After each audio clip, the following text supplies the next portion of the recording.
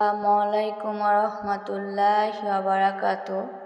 প্রিয় ভাই ও বোনেরা, আমি আপনাদের মাঝে মা ফাতেমা কত কষ্টতে রোজা করতেন সেই গল্প নিয়ে আমি আজকে আলোচনা করব ইনশাআল্লাহ। মা ফাতেমা রাদিয়াল্লাহু আনহা ইসলামিক ইতিহাসে এক মহান নারী, যিনি তার জীবন দিয়ে মানবতার দৃষ্টান্ত স্থাপন করেছেন। তার কষ্টের রোজার একটি বিশেষ কাহিনী মুসলিম সমাজে প্রচলিত, যা তার ত্যাগ, ধৈর্য ও আল্লাহর প্রতি গভীর ভালোবাসার নিদর্শন। একদিন মা ফাতেমা রাদিয়াল্লাহু আনহা এবং তার স্বামী ইমাম আলী আলাইহিস সালাম, তাদের ঘরে খাবারের খুব অভাব ছিল।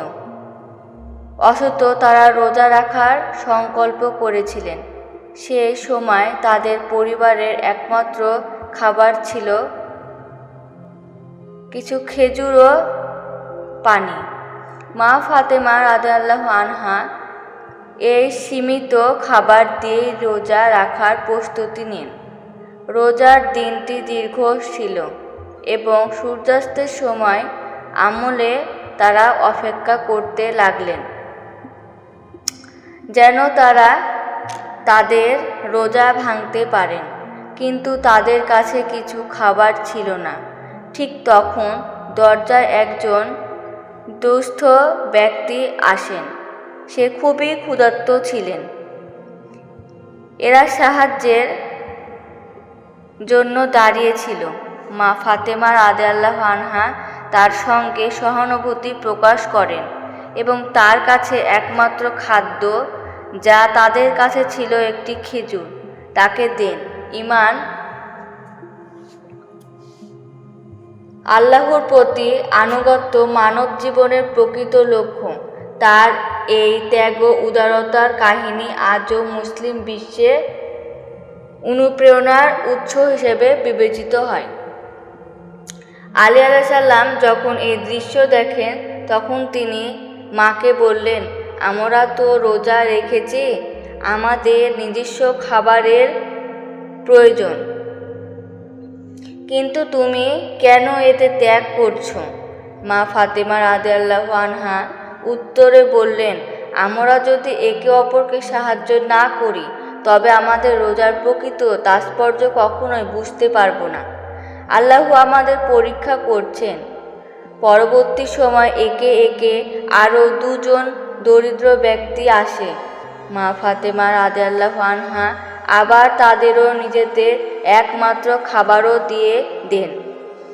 এভাবে তিনটি ক্ষুধার্ত মানুষকে খাবার দিয়ে তাদের রোজার পুরো খাদ্য অভ্যর্থনা ছিল। অত্যন্ত সাদামাটা রোজা ভাঙ্গার পর আল্লাহ তাদের এই অসীম ত্যাগের জন্য তাদেরকে বিশেষ বরকত দেন।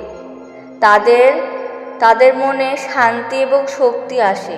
মা ফাতেমা রাদিয়াল্লাহু আনহা তার ত্যাগের মাধ্যমে ইসলামের যে নীতিগুলি তুলে ধরেছেন তা আজও আমাদের সামনে এক উজ্জ্বল অর্থ। শুধু নিজে না খাওয়া নয়, বরং অন্যের কল্যাণে নিজের প্রিয় বস্তু পর্যন্ত বিলিয়ে দেওয়া। এছাড়া মা ফাতেমা রাদিয়াল্লাহু আনহা তার জীবন দিয়ে আমাদের একটি গুরুত্বপূর্ণ শিক্ষা দিয়েছেন: সহানুভূতি, উদারতা এবং আল্লাহর প্রতি আনুগত্য মানব জীবনের প্রকৃত লক্ষ্য। তার এই ত্যাগ ও উদারতার কাহিনী আজও মুসলিম বিশ্বে অনুপ্রেরণার উৎস হিসেবে বিবেচিত হয়। আসসালামু আলাইকুম রহমতুল্লাহি ওয়া বারাকাতুহু। এই গল্পটি আপনাদের যদি ভালো লেগে থাকে তাহলে শেয়ার, কমেন্ট এবং সাবস্ক্রাইব করতে ভুলবেন না। অবশ্যই আমাদের পাশে থাকবেন।